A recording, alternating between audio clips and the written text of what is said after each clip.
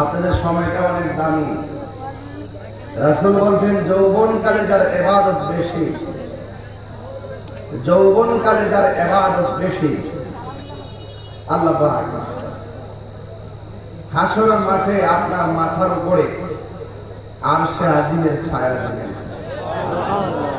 এই যে সুবহানাল্লাহ বলছেন না, এটা তো আমাদের এমন ছায়া দিচ্ছে, মানে এক দুনিয়াতে নাই এমন ছায়া দিচ্ছে। মনে হচ্ছে আর আগুন লাগছে হে ছায়া দেখতেছে।